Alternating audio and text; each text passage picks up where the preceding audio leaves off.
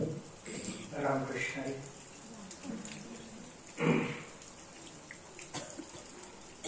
आपल्या कोणत्याही कार्यक्रमाची सुरुवात ही हरिनामाच्या गजराने होते. त्या पद्धतीने आपण सुरुवात करूया. पुंडलिक वरदा हरी विठ्ठल श्री ज्ञानदेव तुकाराम पंढरीनाथ भगवान की जय. माऊली ज्ञानेश्वर महाराज की जय. जगद्गुरु तुकाराम महाराज की जय.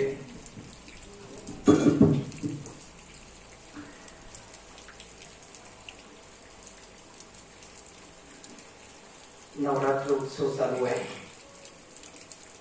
आणि या नवरात्र उत्सवामध्ये गेली 25 वर्ष चालू असलेला हा एक उत्सव. या व्याख्यानमालेमध्ये माझं दुसऱ्यांदा येणं झालेलं आहे. या गावामध्ये कित्येक वेळेला येणं झालेलं आहे. भगवान दत्तात्रयांच्या उत्सवाच्या निमित्ताने, सप्ताहाच्या निमित्ताने पहिल्यांदा आगमन झालं. विठ्ठलाच्या मंदिरामध्येही आगमन झालेलं आहे. त्याही वेळेला कार्यक्रम, त्याही वेळेला सेवेची संधी मिळाली. देवीच्या कार्यक्रमालाही येण्याचं भाग्य मला वाटतं 2023ला लाभलेलं आहे आणि 2025ला परत या कार्यक्रमाच्या निमित्ताने तुम्हा सर्वांची भेट होते. या कार्यक्रमाचं सगळ्यात मोठं वैशिष्ट्य हे आहे,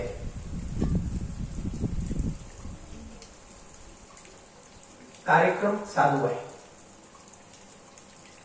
आणि तोही पावसात. कारण सध्या आम्ही वक्ता म्हणून इतर ठिकाणी जात असताना, फिरत असताना अनेक अनुभव येतात आणि इतर सर्वच ठिकाणी जे अनुभव या वर्षीचे आहेत, सध्याच्या पावसाच्या अनियंत्रित वर्षावामुळे, अवेळी वर्षाव होत असल्यामुळे इतर धार्मिक कार्यक्रमावरती, सांस्कृतिक कार्यक्रमावरती जो बदल दिसतो, तो बदल इथे झालेला दिसत नाही. आता माझा 1 तारखेला महाराजांच्या गावाच्या शेजारी जालन्यामध्ये कार्यक्रम होता. असे अनेक कार्यक्रम सध्या बंद आहेत. कार्यक्रमच बंद झाले कारण पावसाचा कहर चालू आहे. मला कधीतरी असं वाटतं, धार्मिकता ही अडचणीच्या वेळेला जास्त ठळकपणे उठून दिसते. संकटात धर्म आठवावा तो धार्मिक. धार्मिकतेचं पहिलं लक्षण काय? संकटामध्ये त्याला त्याचा धर्म आठवावा, अडचणीच्या वेळी त्याला त्याची भूमिका कळावी. संकटाच्या वेळी, अडचणीच्या वेळी देखील आम्ही आमची परंपरा जपावी आणि जपण्याची इच्छा आमच्या मनात असावी. मला वाटतं ती माणसं खऱ्या अर्थाने धार्मिक असतात. अनुकूलतेमध्ये कोणीही परमार्थ करतात, प्रतिकूलतेमध्ये फळणारा परमार्थ हा परमात्म्याला प्राप्त करून देणारा ठरत असतो. अनुकूलतेमध्ये कोणी परमार्थ करतात. काही जण एकादशी करतात कारण त्या निमित्ताने घरात वेगवेगळे पदार्थ मिळतात. ही अनुकूलताच आहे ना, ही अनुकूलताच आहे. घरामध्ये गहू आणि ज्वारीशिवाय दुसरं काहीच नसावं. एकादशी जर करावी लागणार असेल तर मग उपवास नाही, उपाशी राहिल्याशिवाय पर्यायच नसावा. आणि अशा वेळेला एखाद्या व्यक्ती म्हणावं की मी उद्या एकादशी करणार आहे, तो धार्मिक. नाही तर घरात ऑलरेडी आदल्या दिवशी भरपूर मटेरियल येऊन पडलेलं आहे, त्याला माहिती आहे. बटाटे आलेत, बटाट्याचे चिप्स आलेत, फिंगर चिप्स आलेत, राजगिऱ्याचे लाडू आलेत, भाजलेले शेंगदाणे.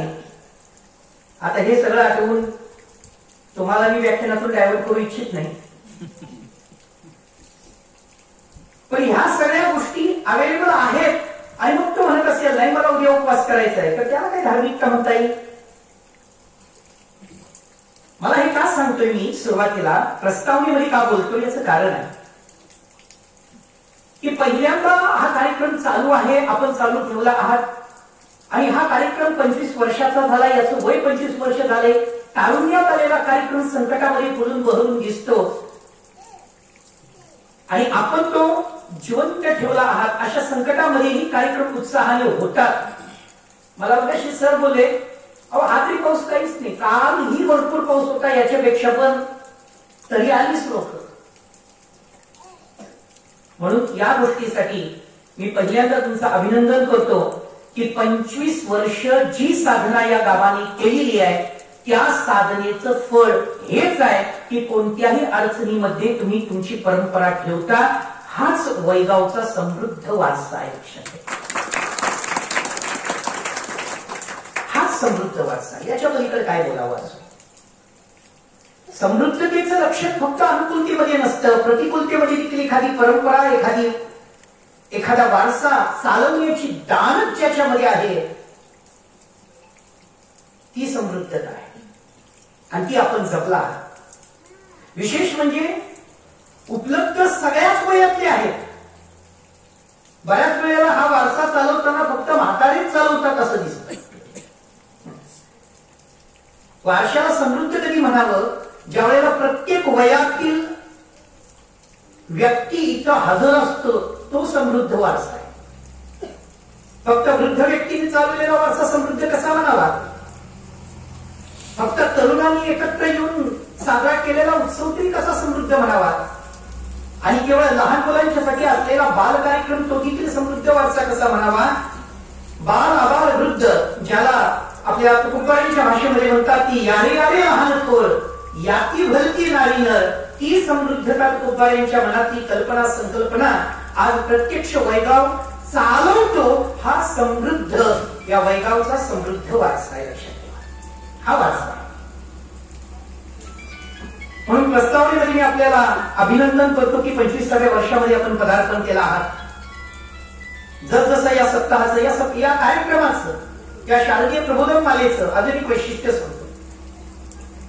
पारमार्थिक, आध्यात्मिक, सांस्कृतिक कार्यक्रम जे असतात, सामाजिक कार्यक्रम जे असतात ते एका नियमाने चालावे.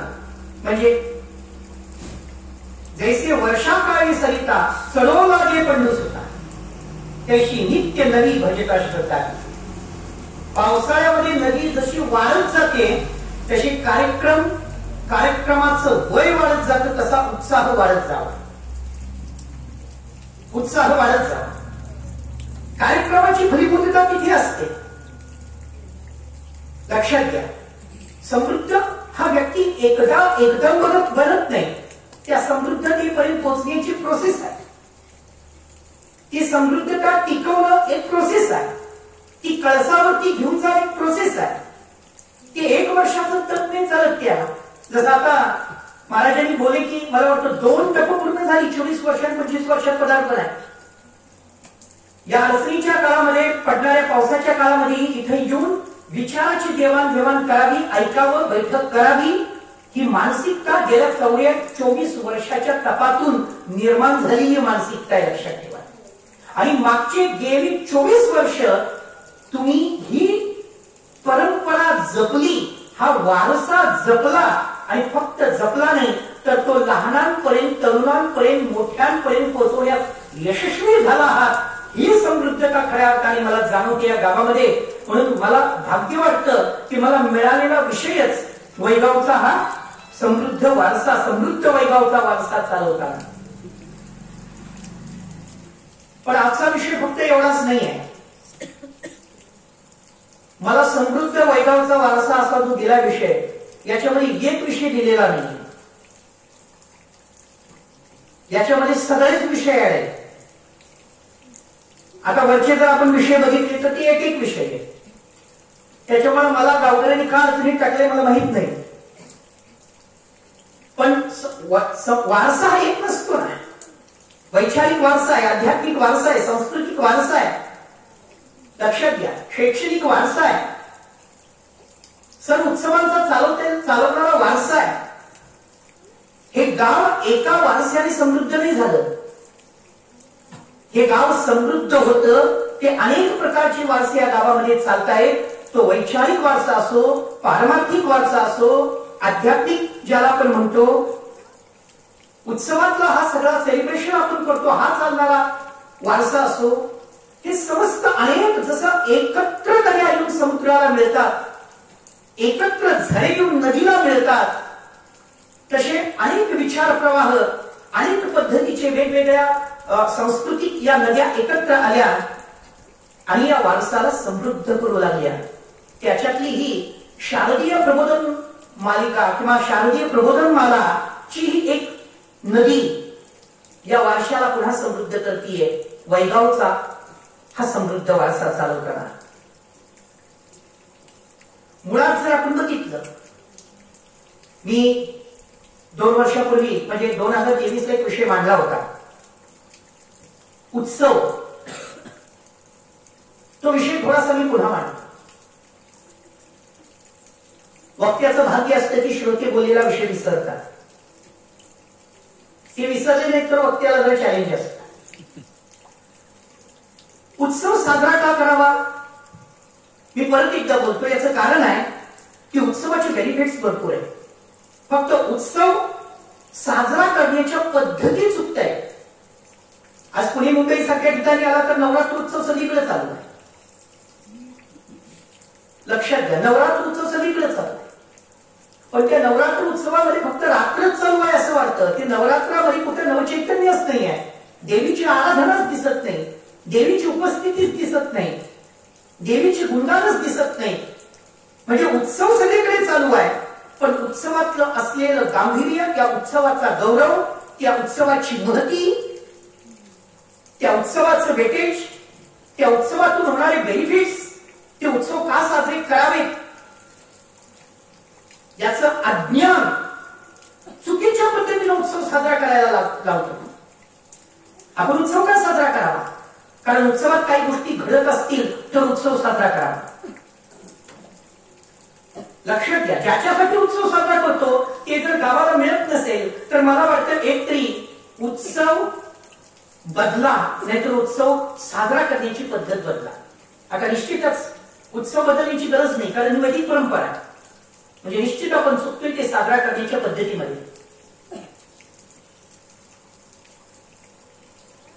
पहिली गोष्ट, उत्सव शब्दाचा अर्थ काय?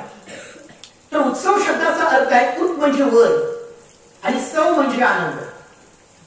आपल्या आनंदाला उच्च पातळी मिळवून देतो तो उत्सव.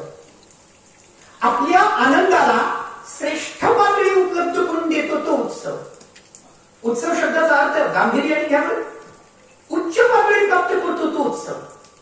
आनंद कुणाला आणि सगळ्यांनाच आहे, पण आमचा आनंद उच्च दर्जाचा नाही ना.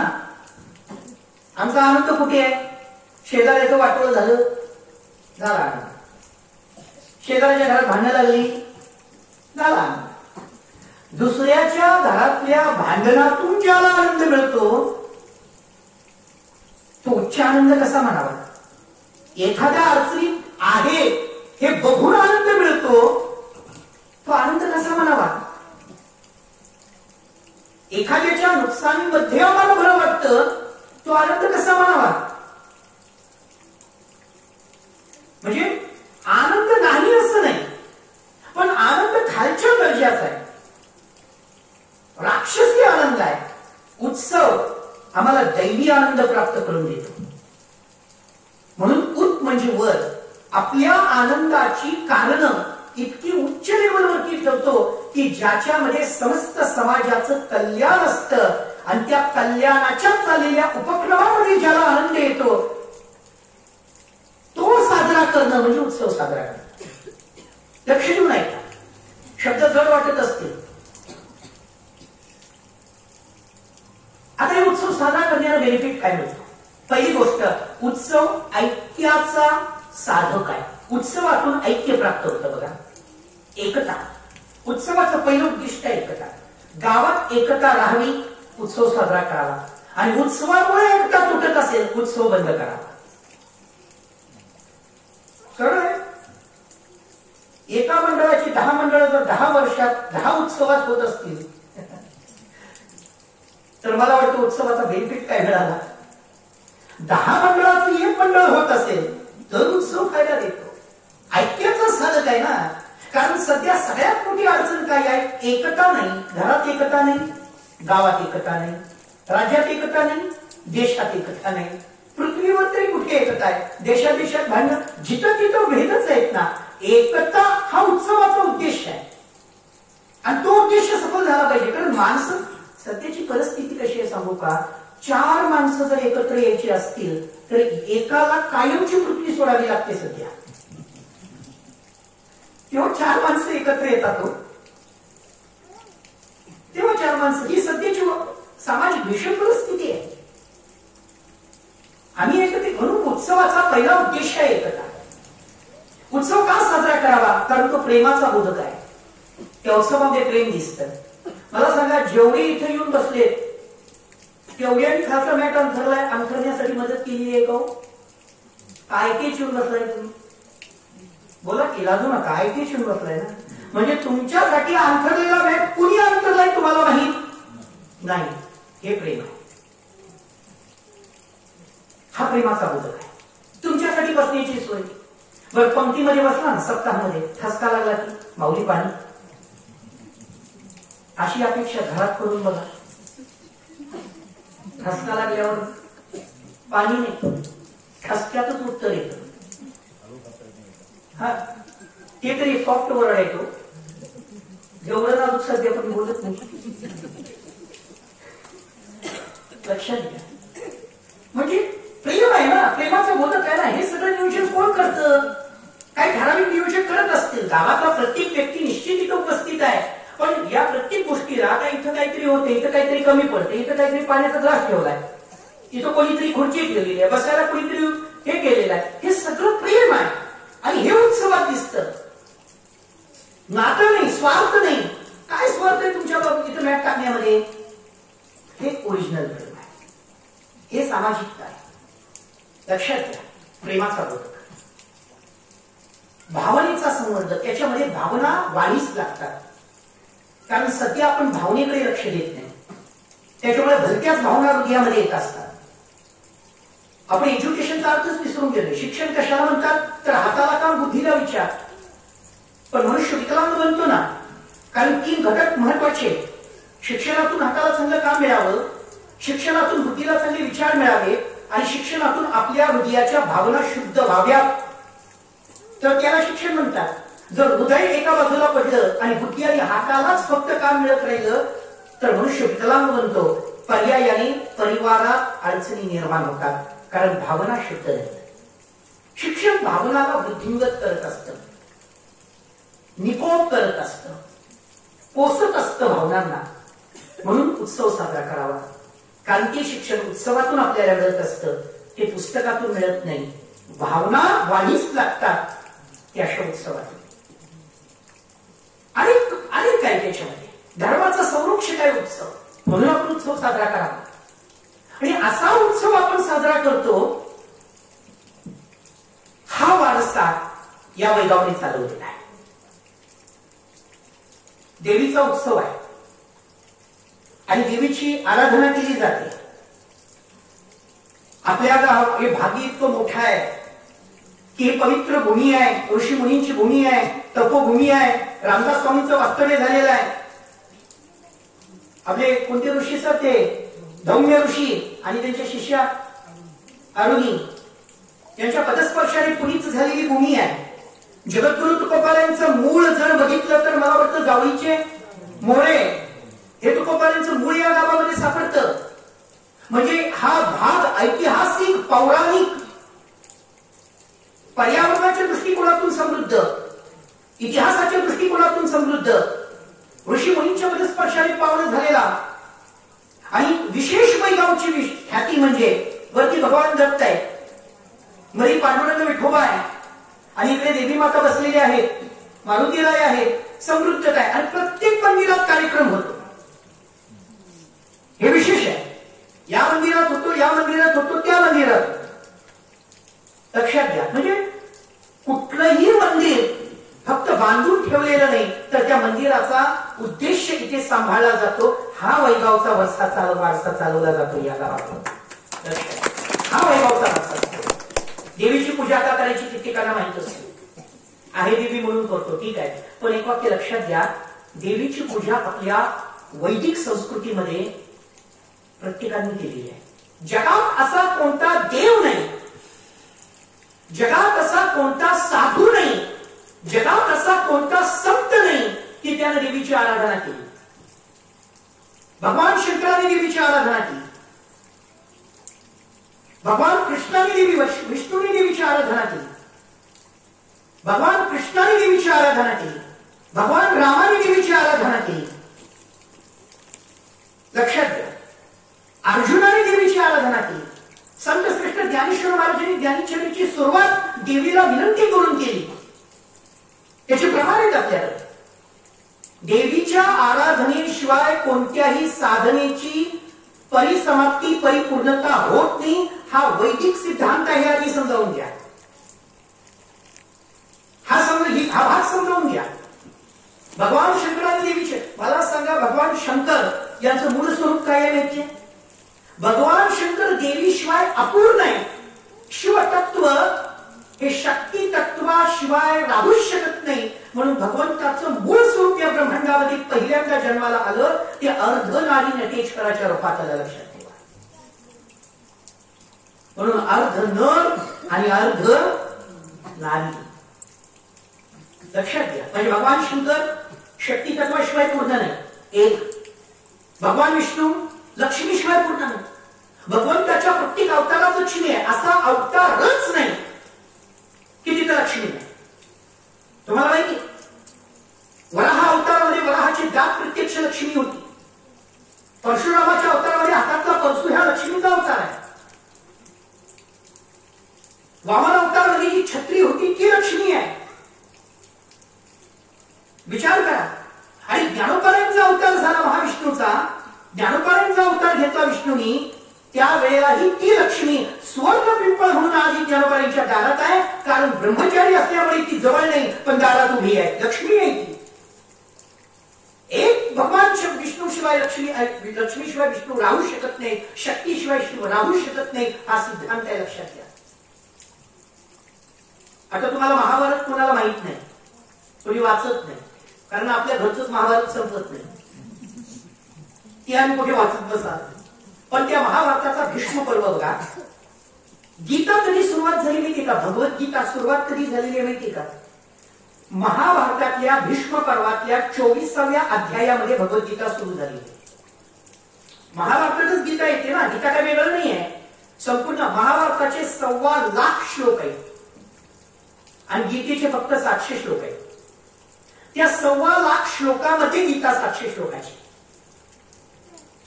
आणि ती गीता भीष्म पर्वाच्या 24व्या अध्यायामध्ये आणि 23व्या अध्यायामध्ये फक्त देवीच्या आराधनेचं वर्णन आहे. कारण ती आराधना पांडवांनी केलेली आहे विजयासाठी. कारण 24व्या अध्यायात युद्ध सुरू झालेलं आहे, महाभारती युद्ध. आणि युद्धात विजय मिळवण्याकरता कृष्णाने पांडवांना सांगितलं होतं, तुम्हाला विजय मिळवायचा असेल तर तुम्ही देवीची आराधना करा. म्हणून 23व्या अध्यायात पांडवांनी कशा प्रकारे देवीची आराधना केली हे भीष्म पर्वातल्या 23व्या अध्यायात आहे. आणि 24व्या अध्यायामध्ये युद्ध सुरू झालं, गीता सांगितली आहे. म्हणजे पांडवांनी काय केलं? देवीची आराधना केली. बर, कृष्ण अवतार झाला आणि कृष्णानंतर कृष्णाचा विवाह निश्चितच देवी सोबतच होणार, लक्ष्मी सोबतच होणार. पण लक्ष्मी प्राप्त कशी करावी? त्यावेळेला लक्ष्मीनं सांगितलं की माझ्या प्राप्ती करता तुम्हाला आराधना करावी लागेल.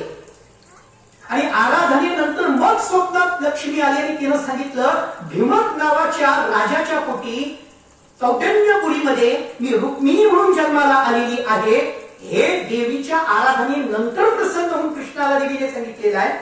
ही महती आहे देवीची. कृष्णाने कशाची उपासना केली? देवीची उपासना केली. प्रभू रामचंद्रांनी देवीची उपासना केली.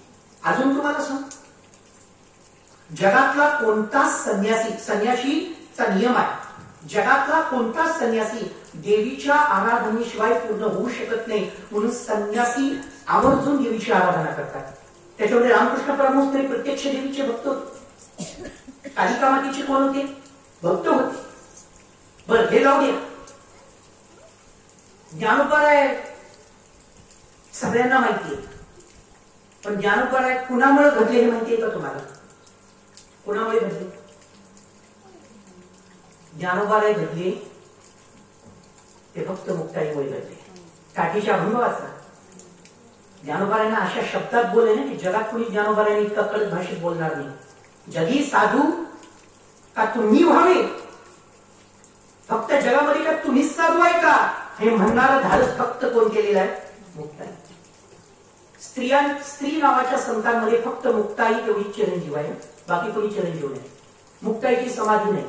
अंतर्धान सोहळा आहे. अंतर्धान सोहळा समस्त विश्वामध्ये फक्त एकाच व्यक्तीचा आहे, स्त्रियांच्या मध्ये, आणि एकाच पुरुषाचा आहे. ते तुकोबार आहे. आणि नंबर 2 मुक्ताई.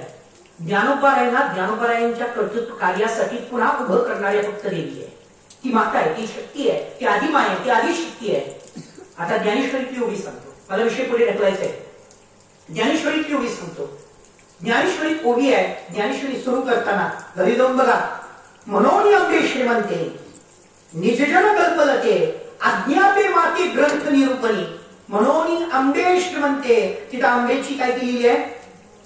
आराधना केलेली आहे, नमन केलेलं आहे की माझ्या ग्रंथाच्या परिपूर्णतेसाठी किंवा आता प्रारंभासाठी तुमचा आशीर्वाद कृपा माझ्या पाठीशी राहावी. मनोनी अंबे श्रीमंते निजजन कल्पलते आज्ञापे माते ग्रंथ निरूपणी. ग्रंथाचं निरूपण करण्यासाठी तुम्ही मला आज्ञा द्या. हे देवीला केलेली प्रार्थना ज्ञानोबारायांना आहे. हे देवीचं महात्म्य आहे, लक्षात ठेवा.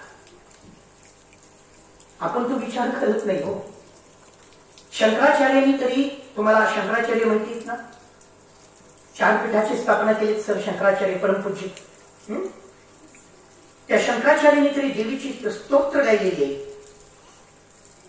न तातो न माता न बंधूर न भ्राता न सख्यम न दैवम. इतकं छान केलेलं आहे.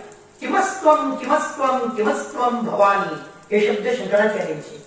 तुझ्याशिवाय ठिकाण नाही, तुझ्याशिवाय जागा नाही, तुझ्याशिवाय आधार नाही भवानी. मला कोणी माता नाही, मला कोणी भ्राता नाही, माझा कोणी बंधू नाही, फक्त या जगामध्ये तू एकटी आहेस. असं 4 पीठांची स्थापना करून वैदिक धर्म समस्त जगामध्ये पोहोचवणारे शंकराचार्यांनी देखील देवीचीच आराधना केली.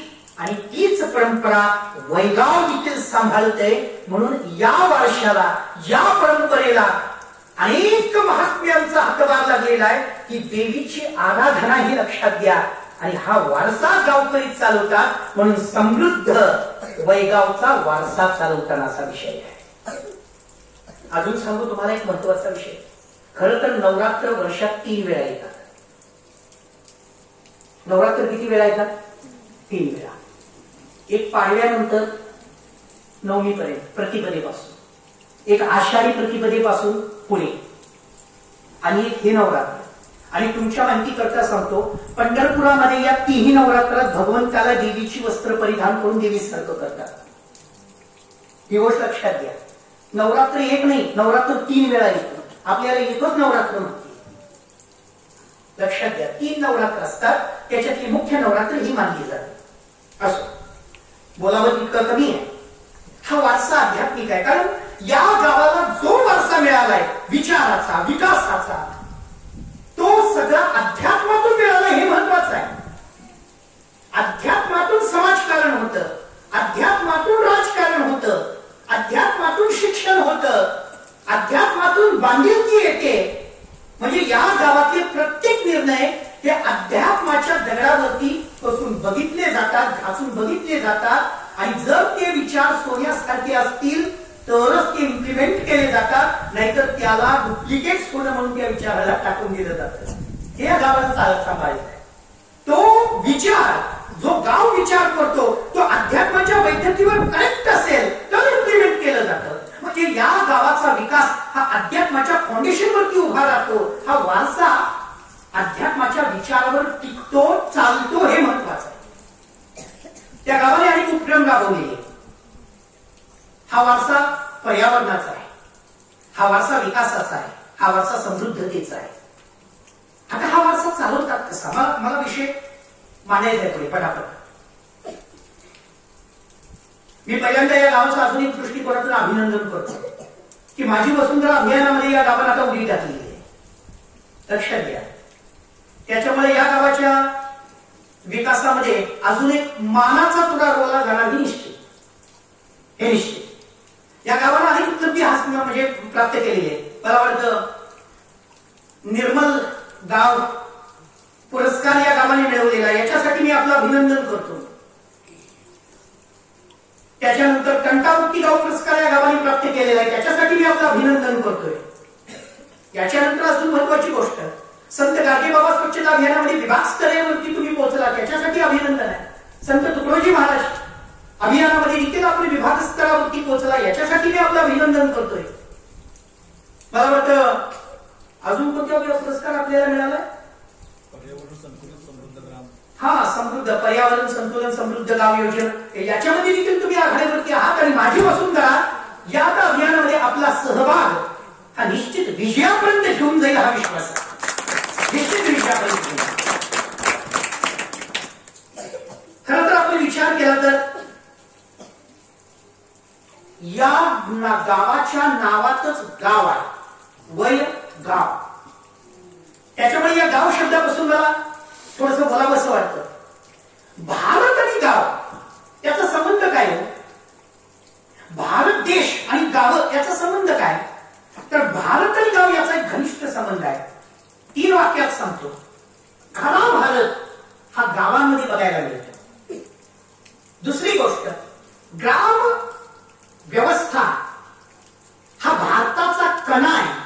आणि तिसरी वाक्य सांगतो, भारतातलं गाव म्हणजे भारताचं हृदय आहे. लक्षात ठेवा, हृदय ही सगळ्यात मोठी महत्वाची. या गावाचा वारसा, समृद्ध कृषी व्यवस्था, सामाजिक संस्कृती, अखंड पारंपरिक संस्कृतीचा केंद्र म्हणजे गाव आहे. आता या गावाचा संबंध काय, देशाचा संबंध काय, मी तुम्हाला जरा वेगळ्या पद्धतीने सांगतो. मला एक सांगा, या भारतामध्ये किती लोकसंख्या आहे? 140 कोटी. हा फक्त आकडा खोटा आहे बरं. 150 बार केव्हा? हा, ती 140 नोंदी असतील. बिना नोंदीची कोटी कोटी ती काढावी लागतील आपल्याला. लक्षात घ्या, 150च्या वर गेलाय आपला आकडा. आणि मागच्या वर्षी 13 एप्रिलला आपण चीनला मागं टाकलो. चीनला मागं टाकलो. पण जाऊ दे, तो विषय नाही माझा. माझा विषय आहे, समस्त पृथ्वीवरती 750 कोटी लोकसंख्या आहे. असं काही कमी जास्त होत असेल. 750 कोटी लोकसंख्या. त्या 750 कोटी लोकसंख्येपैकी 325 कोटी लोकसंख्या फक्त 2 देशांनी कव्हर केलेली आहे. कोणती? चीन आणि आपण. म्हणा आपण, आणि आपल्याला पण कळू द्या आपण. लक्षात घ्या, चीन आणि स्वतः. काहीतरी जबाबदारी घेऊया की स्वतःवरती. भारताने केलं म्हणून भारतावर ढकलायचं कसं? आम्ही म्हणजे भारत आहे. लक्षात घ्या, आपण. आता मला सांगा, 325 कोटी लोकसंख्या या 2 देशांनी कव्हर केली. त्याच्यातलं 325 पैकी 150 ते 2.25 कोटी फक्त कुणाची आहे? आपली. हा, असं फक्त आपली लोकसंख्या एवढी आहे. म्हणजे समस्त पृथ्वीवरच्या लोकसंख्येपैकी 1/4 लोकसंख्या फक्त कोणाची आहे? आपली. आता जमलं. आता ऐकून घ्या, म्हणजे समस्त पृथ्वीचा 1/4 हिस्सा आपण आहोत लोकसंख्येच्या बाबतीमध्ये, फक्त 1/4. आता पुढचं वाक्य आहे का? त्या समस्त 1/4 हिस्सा, समस्त पृथ्वीवरचा लोकसंख्येचा 1/4 हिस्सा आपण, आणि त्याच्यातलं 72% समाज फक्त गावामध्ये. तुमच्या लक्षात येतं का मला काय म्हणायचं आहे? गावाची ताकद लक्षात येते का तुम्हाला? समस्त पृथ्वीच्या 1/4 हिस्स्यातले 72% जर आपण असतो, तर समस्त देशामध्ये पृथ्वीवर सगळ्यात जास्त लोकसंख्या ही गावामध्ये आहे म्हणायला हरकत नाही. भारताच्या दृष्टिकोनातून बघा, म्हणजे भारताचा पंतप्रधान शहर ठरवत नाही. कोण ठरवतं? गावं ठरवतात. मुख्यमंत्री महाराष्ट्राचा कोण ठरवतं? गावं ठरवतात, शहर ठरवत नाही. आणि अजून तुम्हाला सांगू का, जोपर्यंत गाव एक आहे तोपर्यंत भारताच्या एकतेला धक्का लागू शकत नाही. तुम्ही किती दंगली करा शहरामध्ये, गावात एकोप आहे तोपर्यंत भारतात एकोप आहे. ज्या दिवशी गावं दंगलीत उतरतील त्या दिवशी भारत खलास झाल्याशिवाय राहणार नाही. लक्षात ठेवा, ही गावांची वेटेज आहे. बर, समस्त देशाच्या खाद्य सुरक्षेची व्यवस्था कोण करतं? गावं करतात. समस्त देशाचं सांस्कृतिक पारंपरिक केंद्रबिंदू कोण आहे? गाव आहे. ही गावाचं वेटेज पाहिजे, आपण तो विचार केला पाहिजे. आणि समस्त देशामध्ये प्राकृतिक सौंदर्य कुठे बघायला मिळतं? गावामध्ये. ते गाव समृद्ध होणं गरजेचं आहे. ते गाव समृद्ध होणं गरजेचे आहे. आता अजून एका वेगळ्या पद्धतीने मी तुम्हाला सांगतो. थोडंसं एक महत्वाचे विषय म्हणून तुम्हाला मांडायचा. आता जरा इथे विचार करा, टोटल 72% आपण गावाची लोकसंख्या आहे. म्हणजे गाव समृद्ध झालं तर देश समृद्ध होईल, गाव स्मार्ट झालं तर देश स्मार्ट होईल.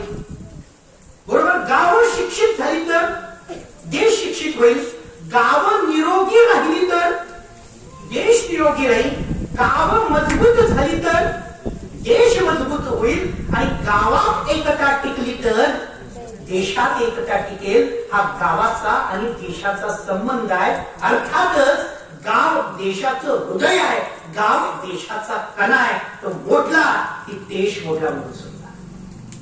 सगळ्यात महत्वाची गोष्ट आहे. थोडासा याचा विचार करा. आता ही समस्त गावं टिकावीत, समृद्ध व्हावीत, विकसित व्हावीत, याच्यासाठी महाराष्ट्र शासनाने काही उपक्रम चालवले. मग त्याच्यामध्ये स्वच्छता अभियान असो, संत गाडगेबाबा अभियान असो, त्याच्यामध्ये मग माझी वसुंधरा जे आत्ता आले ते असो. आता यांचा विकास करायचा म्हणजे काय, तर तुम्हाला सर्वांना माहिती आहे की गावाने तुम्हाला 5 तत्व दिली. किती तत्व? 5 तत्व. लक्ष देऊन ऐका. त्या 5 तत्वाचं पहिलं तत्व, दुसरं तत्व तुम्हाला माहिती आहे, पृथ्वी ते आग, तेज, वायू, आकाश. ही 5ही तत्वांना आपल्याला काय करायचं आहे? स्वच्छ करायचं आहे, निर्मळ करायचं आहे, विमल करायचं आहे. लक्षात येतं ना? विमल करायचं आहे. आणि या 5 तत्वांना आपल्याला का टास्क दिलेले. त्याच्यातल्या पहिला टास्क आपण कंप्लीट केला. आणि 1 वर्ष, मला वाटतं एप्रिल ते मार्च ना, 1 एप्रिल ते 31 मार्च असं वर्ष आहे. 3 महिन्याचा एक टास्क असतो. आणि त्या पहिल्या टास्क मध्ये या गावाने, वैगावाने महाराष्ट्रात पहिला क्रमांक मिळवला. याच्यासाठी हार्दिक अभिनंदन करतो. त्याचं गांभीर्य लक्षात घ्या. 5 तत्व आहेत आपली. किती तत्व? 5. या 5 तत्वाचं सगळ्यात महत्वाचं तत्व कोणतं? कोण सांगेल? पृथ्वी महत्वाची आहे का? आप म्हणजे, आता ते जाऊ दे, आप म्हटलं की कळत नाही. हा, तर पृथ्वी, जलतत्व, वायुतत्व, अग्नितत्व, आकाश तत्व. बरोबर ना? हा, मला एक प्रश्न विचारायचा आहे, या 5 तत्वापैकी महत्वाचं तत्व कोणतं? मी तुम्हाला सांगतो. हा, तुम्ही याच्यात पण भेद करणार नाही. आपल्याला भेदाभेद आवडतच नाही. ओके, त्याच्यामुळे सगळेच म्हटलं की विषय चालला. ऐका, याच्यातलं सगळ्यात महत्वाचं तत्व आहे वायुतत्व. सगळ्यात महत्वाचं, सगळ्यात माणसाच्या जवळच्या जीवनाशी जोडलेलं तत्व कोणतं असेल तर ते वायुतत्व आहे. जरा विचार करा ना, 24 तास आपण काय करतो? मग सगळ्यात जवळचं तत्व कोणतं? वायुतत्व. ज्याच्याशिवाय एक मिनिट जगू शकत नाही, सगळ्यात जवळचं तत्व वायुतत्व. आपण वायू घेतो, सोडतो, घेतो, सोडतो. या घेण्या सोडण्याच्या प्रक्रियेला जीवन म्हणतात. आणि ही प्रक्रिया बंद झाली की त्याला मृत्यू म्हणतात. साधं सिंपल आहे. बरोबर ना? म्हणजे या घेण्या देणे. आणि तुम्हाला सांगू का, हे जे वायुतत्व आहे, ज्याच्याशिवाय आपण जगू शकत नाही, सगळ्यात मोठं अनंत जर आपण कशाचं केलं तर या वायुतत्वाचंच केलं. किती शिक्षित मग आपण, किती एज्युकेटेड आपण. ज्याच्याशिवाय जगू शकत नाही, पहिल्यांदा त्याच्यावरच आघात केला आपण. काय हुशारकी आहे आपली, काय हुशारकी. तुम्हाला माहितीये का हा पाऊस का पडतो? त्याचं कारण आहे, हो, वायू प्रदूषित आहे. त्याचं कारण काय आहे? वायू प्रदूषित आहे. जोपर्यंत वायू प्रदूषण मुक्त होत नाही तोपर्यंत ऋतुचक्र परत फिरत नाही पहिल्यासारखं. तुम्हाला एक महत्वाचा विषय सांगेल त्या बाबतीमध्ये. एक अत्यंत महत्वाचा विषय आहे. विषयामध्ये पंचतत्व आहेत ना, याच्यामध्ये वायुतत्व इतकं महत्वाचं आहे की जर प्रदूषण, प्रॉब्लेम काय सांगतो तुम्हाला, आपली लोकसंख्या वाढली, पर्यायाला माणसाच्या गरजा माणूस भागवू शकत नाही म्हणून यंत्रांची गरज पडली. बरं, यंत्र चालवण्यासाठी इंधनाची गरज पडली. आता त्या इंधनाच्या वापरामुळे, पेट्रोल डिझेल सारख्या वापरामुळे गंमत काय झाली? प्रदूषण वाढलं. आता ते प्रदूषण नियंत्रित कोण करणार? ते प्रदूषण इतकं वाढलं की ऋतुचक्र बदललं. मग ऋतुचक्र साधनही बदललं. या संपूर्ण पृथ्वीवर ऋतुचक्र सुंदर पद्धतीने चालणारा आशिया खंड आणि त्याच्यातला भारत देश, ज्याच्यामध्ये 3 ऋतू चांगले चालतात. 3 ऋतू. फॉरेन कंट्रीमध्ये 3 ऋतू नाही. पाश्चिमात्य देशात आहेत का 3 ऋतू? नाही. 3 ऋतू फक्त या भागामध्ये चालतात. म्हणजे काय? कधीही कोणताही ऋतू येणं.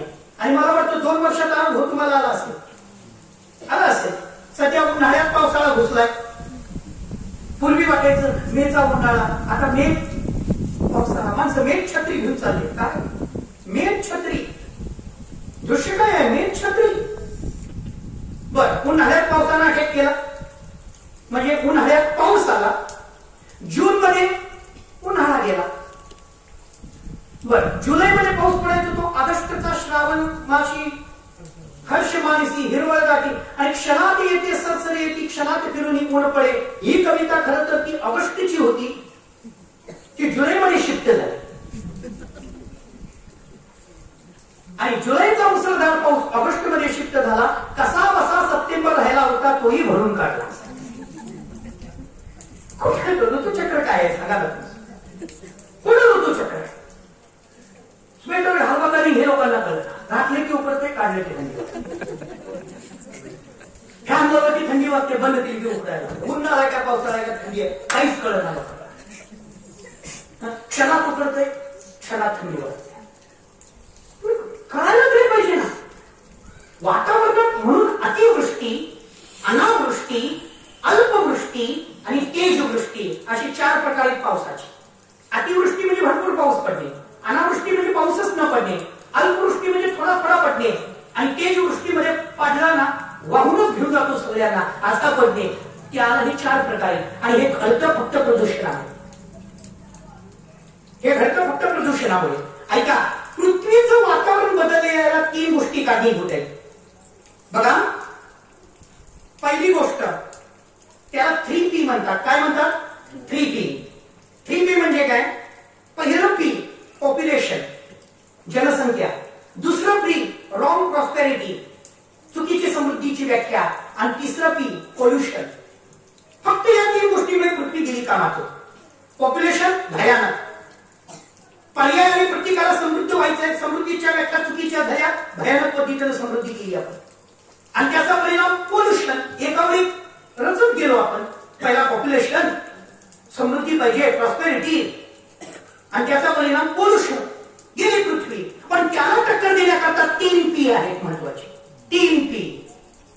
त्याच्यातली पहिली P प्लॅन्ट प्लॅनिंग, त्याच्यातला दुसरा P प्रोटेक्शन आणि त्याच्यातला तिसरा P पार्टिसिपेट, सहभाग. हे 3P महत्वाचे. प्लॅन्ट प्लॅनिंग महत्वाचं आहे. हे 3P लक्षात घ्या. पण आपण ते P कुठं? आपण कुठंतरीच P. आपल्याला हे P माहितच नाही. आपण फक्त तू पण P, मी पण P.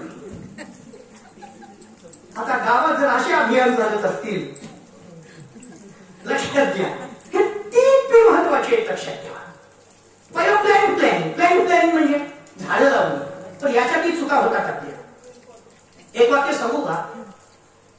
एका शिरोवेची म्हणून एक मोठा शास्त्रज्ञ होऊन गेला, रूस देशाचा.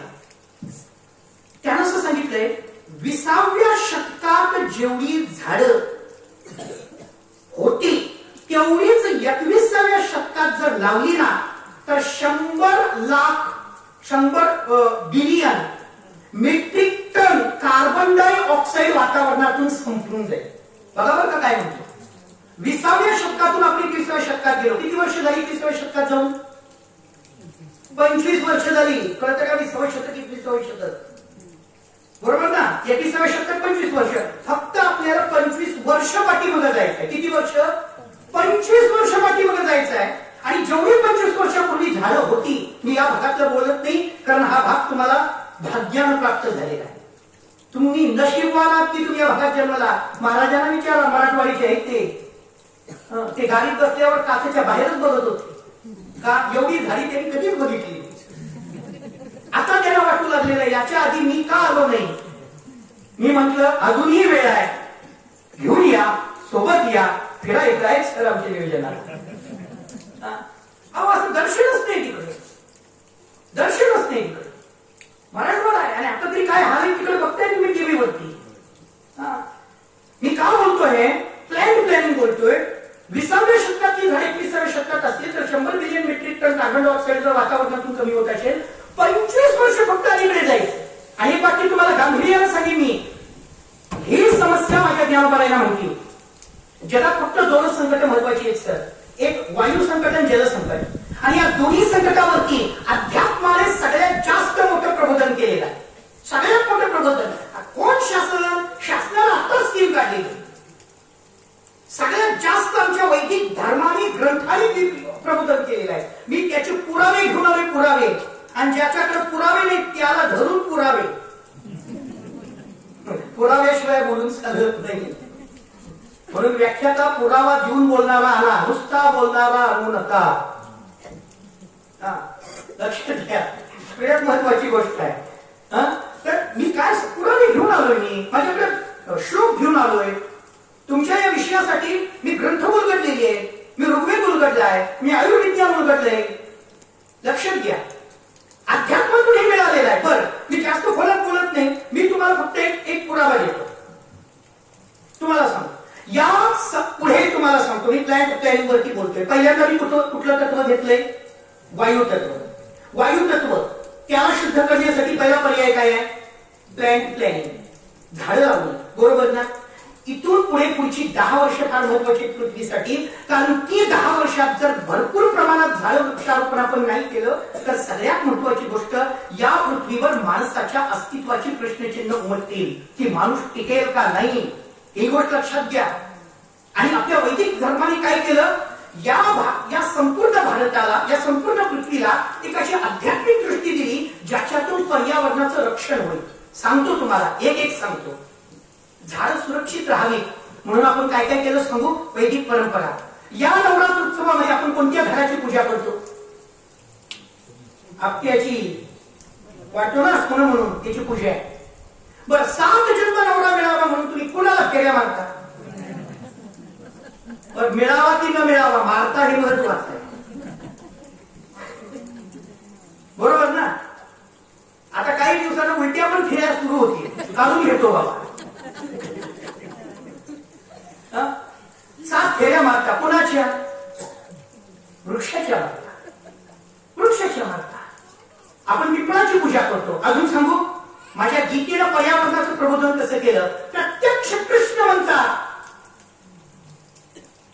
की वृक्षांमध्ये मी वटवृक्ष, अश्वत्थ माझी मी विभूती आहे. वृक्षानाम अश्वतो अहम. आणि ऋतूच्या बाबतीत म्हणतात ऋतूनाम कुसुमाकरः, म्हणजे वसंत ऋतू मी आहे, अश्वत्थ मी आहे. प्रत्येक झाडाचा संबंध आपण देवतेशी लावलेला आहे. तर हे निकालाला जरा तुमच्या माहितीतलं सांगतो तुम्हाला. आमच्याकडे फक्त झाडांचं रक्षण नाही हो, आमच्याकडे प्रत्येक जैव विविधता या वैदिक संप्रदायाने टिकवलेली आहे, आध्यात्मिक संप्रदायाने टिकवलेली आहे. जीवांची हत्या होऊ नये. मग आता काय करावं? पूर्वीचा काळ होता, समजावून कसं सांगावं? मग वैदिक संप्रदायाने डोकं चालवलं. प्रत्येक प्राण्याचा संबंध एका देवतेशी लावा, म्हणजे त्या देवतेच्या नावाने का होईना या प्राण्याचं रक्षण होईल. एक सांगू तुम्हाला. सापाचा संबंध कोणाशी? सांगा की. शंकराशी. मोठ्यानं बोलत चला, पंगत आहे ना मी. काय? शंकराशी. बर. उंदराचा संबंध कोणाशी? गणपतीशी. बर. कुत्र्याचा संबंध कोणाशी? गुरु दत्ताची. गायीचा संबंध कोणाशी? कृष्णाशी. वाघाचा संबंध कोणाशी? देवीशी. बरोबर ना? अजून तुम्हाला सांगू, डुकराचा देखील संबंध आमच्या भगवंताच्या अवताराशी. बरोबर ना? कासवाचा संबंध देखील आमच्या अवताराशी. आणि प्रत्येक मंदिरात काय असतो? मोराचा संबंध कोणाशी? कार्तिकीय स्वामीशी. आहे ना? आजगराचा संबंध पण आहे हो. तुम्ही मला ना जेवढी नावं द्याल तेवढी देवतेशी संबंध लावतो. हे कशासाठी माहितीये का? आपण त्या देवीला वाघावर बसलेलं बघितलेलं नाही. बरोबर ना? कधीतरी आपल्या घरच्या देवीत ते दिसत झलक हे भागलेलं आहे. पण आपण तरी बघितलेलं नाही. पण त्याच्यातलं एक होतं बघा, पूर्वीची मानसिकता सांगू तुम्हाला. जर एखादा साप चालला निघाला आणि नेमकं श्रावण सोमवार असावा, तुम्ही माराल का सोडाल? श्रावण सोमवाराचा तेवढा तरी फायदा झाला नाही, एखादा तरी वाचला. येतं का लक्षात तुमच्या? अहो आमचा वृक्ष देवतेशी संबंधित आहे, आमचे प्राणी देवतेशी संबंधित आहे. अहो माशाचा संबंध नाही केलाय. भगवंताच्या कर्मामध्ये काय आहे? मासा आहे. पण आपण तो कानापासून तोंडापर्यंत काढला. काय करावं? कानाचा काढला, वाईट परिस्थिती आहे. आमचा वैदिक धर्म समजून घ्यायलाच कोणी तयार नाही. अहो नैतिकतेचं शिक्षण आहे. वायुतत्व शुद्ध करायचं असेल तर प्लॅन्ट लावा, झाडं लावा. मग आता सरकारनं ऐकलं. आता ऐका, झाडाची किंमत काय? आयुर्विज्ञानाचा एक श्लोक आणलाय. आणला इथं कुणी जर म्हटलं पुरावा काय? आणलंय. आणि शक्यतो जे कधीच ग्रंथाला हात लावत नाही ते जास्त पुरावा गोळा करायला बघतात. ऐका, आयुर्विज्ञानामध्ये एक झाड तोडल्यानंतर किती नुकसान होतं याचं आयुर्विज्ञान, आपल्याकडे 6 शास्त्र आहे, त्याच्यात एक आयुर्वेद शास्त्र आहे. त्या शास्त्रामध्ये एक झाड तोडल्यावर किती मोठा गुन्हा होतो सांगू?